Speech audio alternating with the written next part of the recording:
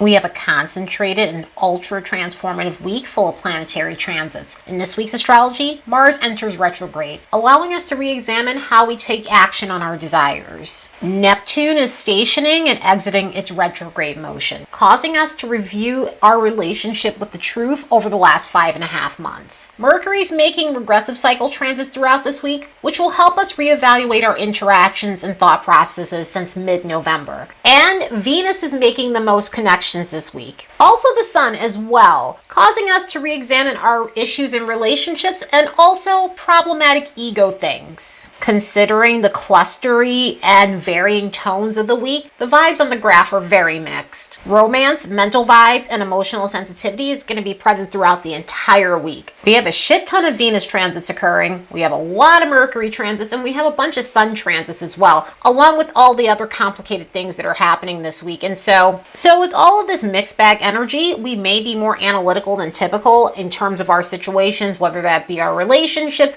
whether that be things tied to our ego, finances, anything to do with confidence issues. And speaking of which, because of this, it's a time where we might have more triggers than typical, bad moods, or experiencing bad moods for that matter. And again, there may be some ego issues occurring throughout this week. Then by the 6th to the 8th, social tones and good luck vibes is going to intersect all of these energies. Even though we've got those harsher vibes over the weekend and some harsh transits thrown in for good measure, it's going to be a time where we might turn our frowns upside down and have the urge to mingle and just get out and just have some sort of fun because it's so called for. And with all this retrograde energy, it might be a time where we take a step back and we're considering how we can take advantage of whatever opportunities might be out there so that way we can have more fortunate moments in our lives. But yeah, we're kicking off the beginning of December with oodles of odd energies. Let's look at these next bunch of days and see what we can expect. Don't forget to like and subscribe because it helps this channel grow.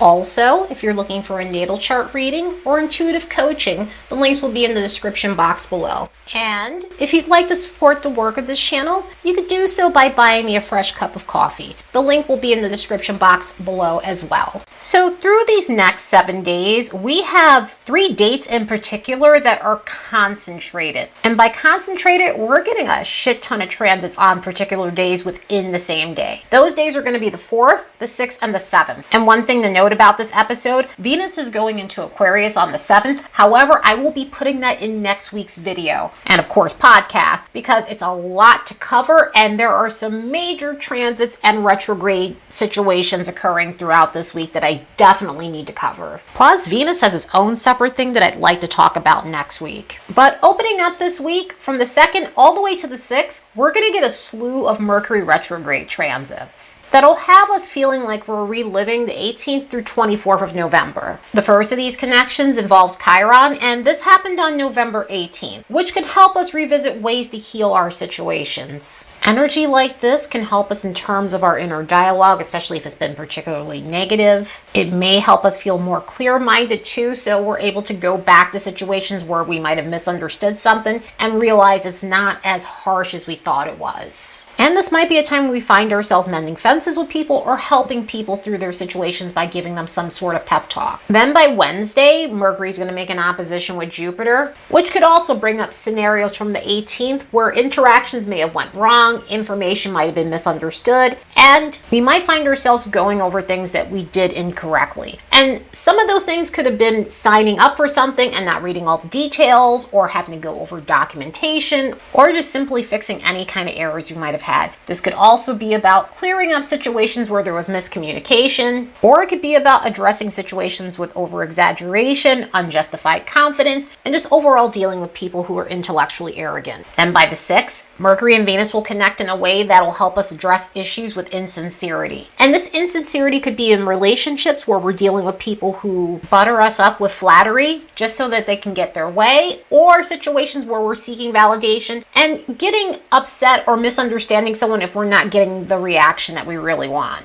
And speaking of Venus, over these next 7 days, we'll have a plethora of Venus transits occurring. That'll range in tone from easygoing to somewhat harsh to fun again. On the 2nd, Venus is going to connect with Uranus in a way that can inspire us to make positive changes in our careers and romantic situations. So if we're ready to break old patterns in a constructive way, this can give us the boost needed in order to do so, especially with regards to our relationships, whether that's our romantic relationships, platonic relationships, collaborations, or partnerships of any kind. This could be a time to make some progress. Despite the fact that we have retrogrades occurring, this can still be a time where we're taking action on these things and making the changes we need to update these situations. It can also bring about a situation where we're seeing how to make progress with our finances and maybe some career objectives. By the 4th, Venus is going to connect with Neptune in a way that may rev up the need for magic in our relationship situations and also our financial matters. So we may be driven to enhance our romantic situations or concentrate on emotional connection or do something creative in some of our relationships as well. And creative can be going to concerts, it could be drawing, painting together, checking out a good film, or even doing things spiritually with others. Then by the 5th, the tenor changes to something more icier with Venus connecting to Saturn in a problematic way. And so this may rev up situations with unconstructive relationships where there's no fulfillment. Maybe it's a lack of commitment, maybe it's a lack of warmth. But overall, it could be a situation where we're feeling like the person is not valuing us in our relationship. Then by the weekend, Venus is going to conjunct Pluto while both planets are in a sesquiquadrate to Jupiter. The Pluto-Jupiter situation I'll talk about more next week because that becomes exact by the 12th because that energy is already building, and so we need to be aware of blowing things out of proportion. And with a conjunct to Venus, that may be in relationships or financial matters, and so we need to be aware of that. However, on a more constructive note, this may bring out the need for intensity in relationships in a good way. It can also bring the other side of that as well. And with Venus in that connection to Jupiter, it could bring out the need for fun and just letting our hair down. The only caveat to that is we need to be aware of overdoing it, and overdoing it could be through indulgences like alcohol, sweets, and other feel-good things where we might go overboard on. Continuing with the multiple planet alignments that are occurring through this week, the Sun's going to be connecting with Mercury, Jupiter, Saturn, and Pluto from the 4th to the 8th. But swinging back to the dates of the 4th to the 8th, we have 48 hours where the Sun's going to make 3 alignments that can cause our moods to vacillate. So the 4th and the 5th, there may be a gloomy tone to the air, and this is where we were seeing some of that emotional sensitivity. As a matter of fact, there's other transits that involve that emotional sensitivity as well. But we may feel like our moods are up and down. We may not be in the mood to be open. Sometimes energy like this can cause us to shut down, especially with the Sun-Saturn situation that we have occurring around that point in time. So it may be a period where we're in our heads and just feeling closed off and just not really feeling as comfortable expressing ourselves. Contrasting that, by the 6th, the Sun is going to make a connection with Mercury and Pluto that may rev up egoic issues. So we go from feeling internalized and not so confident to possibly being in scenarios where we're dealing with egomaniacs or we're the ones acting like a jerk. So we'll truly need to check ourselves with that. On top of that, by the 8th, the Sun is going to make a retrograde alignment with Jupiter. The Sun's going to make an opposition with Jupiter, and that marks the halfway point of the Jupiter retrograde cycle. So we are 50% done with this retrograde. It'll be over in the next 2 months.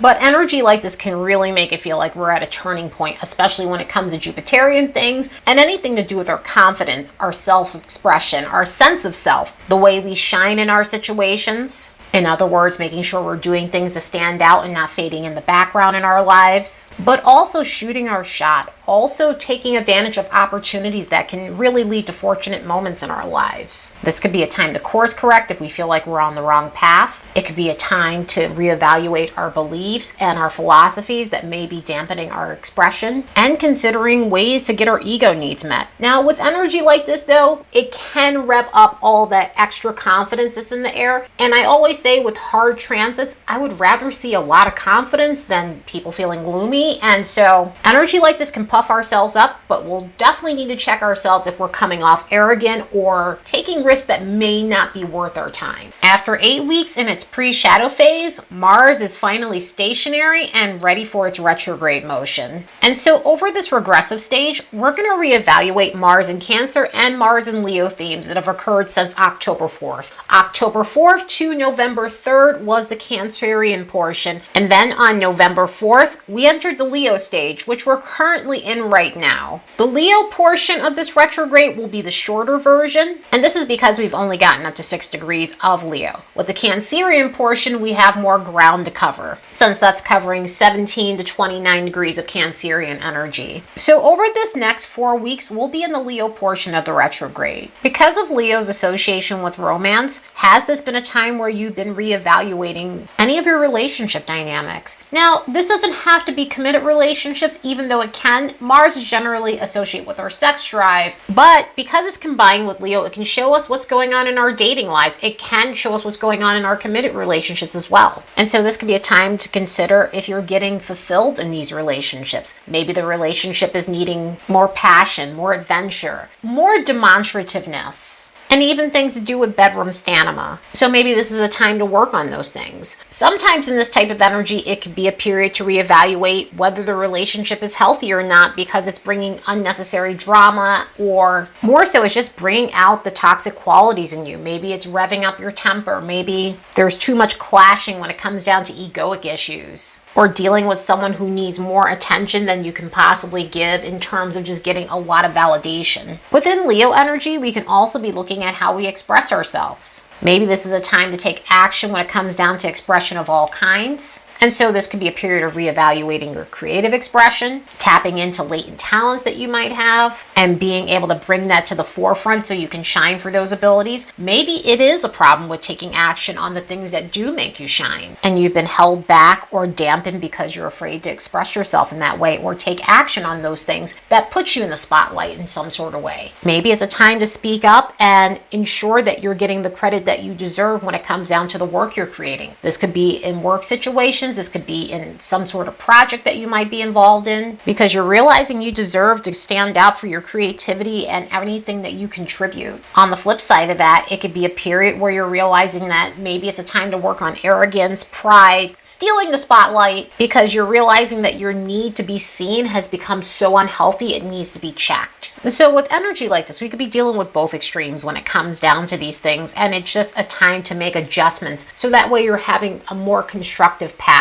rather than a fear of rejection or no one liking you or not taking credit for the work you really should, versus situations where you're throwing your weight around and coming off pompous and having scenarios where you're stepping over others to get to the top. With this Leo portion, this may be a time to recognize that you need to take action if you're wanting specific things in your life overall. And with Leo, that could be taking actions to ensure you're getting the lavishness that you want in life, taking actions to get the nice things that you want because you're realizing you're very deserving of those things. Sometimes within this Leo energy, we deal with inner child work. And so this could be a time of going back to see what might be blocking you in that regard. Continuing with the children thing, Leo energy does rule that and what we create artistically and what we create when it comes down to children. And so this might be a time to work on relationships to children if you have children, or nieces and nephews, or considering if you're the type of person that wants to be child-free or to have your own family. But in a lot of scenarios, this Leo portion is really about going back to things that we were passionate about, maybe things we put on the back burner because of life, and just not having the time because life be lifing. And this retrograde can really help you revisit some of those things that you really wanted to try maybe a few years ago or longer, because this retrograde is a perfect time to revisit those things and bring them to the forefront of your life. So once we get to January 6th of 2025, we'll enter in a longer phase of this retrograde with Cancerian energy. And this may feel like the more difficult phase of the retrograde because Mars combined with Cancer doesn't necessarily go together well, and that's more or less because Mars is exalted in Capricorn, the opposite of Cancer, and so a Mars-Cancer combination can run into some snags. And that's generally in its regular format, so a retrograde in this combination can exacerbate these issues. So retrogrades overall have a tendency to bring things up that might have been beneath the surface or brewing for some time. And with Mars in Cancer, we sometimes see those things bubble up faster than typical in most retrograde scenarios. In other words, if there were things that were building and building, it may come up to the surface in a way that's very uncomfortable. And so this is going to cover the time between October 4th to November 4th, more so around November 3rd. So some of the bottled up things that can come up to the surface is resentment. We'll deal with this in a Cancerian way, so this can have to do with family or scenarios with people who are like family, like close friends. Maybe there were situations where there was passive aggressive behavior, defensiveness, smothering, and just anything that might have caused stress in domestic situations or any kind of strife in those domestic situations. Maybe this is a time where all of this needs to come to the surface because it's time for you to stand up for yourself. So even though that all seems uncomfortable, it does have a positive tone because it is constructive to express yourself and to show others how to treat you. Other ways this can show up is by taking actions to ensure that your home is a sanctuary. Maybe you're wanting a better personal life because you're realizing the importance of having a healthy home. You're realizing the importance of having constructive personal relationships, and that you're needing inward security as well as financial security. Sometimes this could look like making a move, and making a move, maybe you're wanting to relocate, maybe you're wanting to move to another city, another neighborhood. You're wanting to have a better home life for yourself because the one that you're currently in is just not suiting you in terms of the vibes, leaving to not feeling emotionally fulfilled and satisfied overall. Because we're dealing with a retrograde, we're dealing with a revisiting of something. And so maybe you're wanting to revisit something historical, and that could do with ancestry, anything to do with your family history, which could look like going over archives, understanding family patterns. And by family patterns, what makes your family tick? Why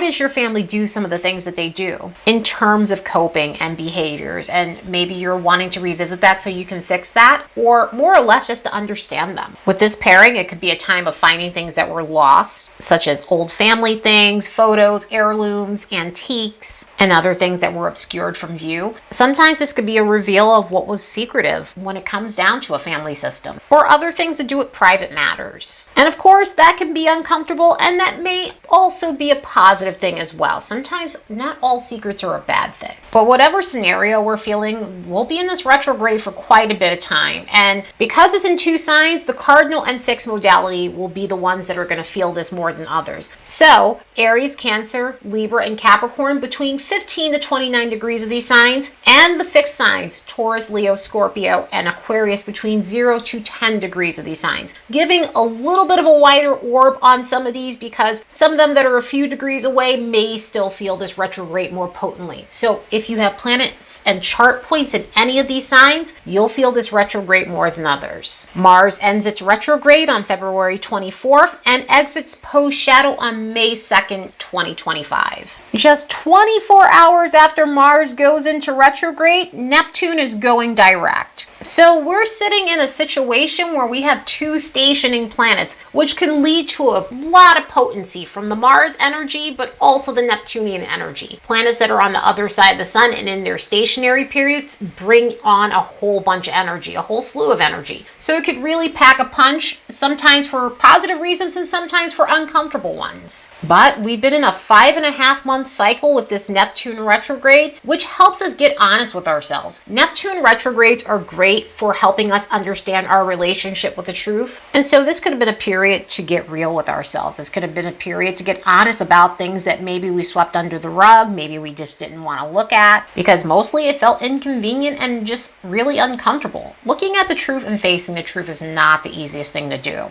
But if being aspected by this retrograde helps us look at those unpleasant things, because seeing past illusions is essential. So this could have been a 5.5-month period of addressing dubious behavior. Sometimes it could be us being avoidant in certain situations where we just don't want to deal with something because it's too much to handle. And these retrogrades help us look at this and address that. Especially if we've been disassociating from these situations so that we don't have to deal with them. These retrogrades are really good for unveiling that. And sometimes that could be situations with unattainable love. It could be situations about escapism or getting caught up in things that are just not realistic, like get rich quick schemes. Another way this manifests, though, is it helps us get connected with our spiritual side. So if there is a period where you're just maybe disconnected from that spiritual side of yourself, this could have been a time to get back into mystical habits. Maybe it was a time for a spiritual awakening. And because of this, you're able to tap into metaphysical things. This could also be a period of rebuilding belief back in yourself, feeling confident, and going on a healing journey that really helps rejuvenate your soul. So if you were feeling any of these things since the pre-shadow, which happened on March 11th of 2024 all the way up until now, this will be your time where you're feeling like you're having an understanding of these things and able to put them into action. The signs that would have felt this retrograde more than others is the mutable and cardinal modalities, and this is because Neptune is coming to the end of being in Pisces.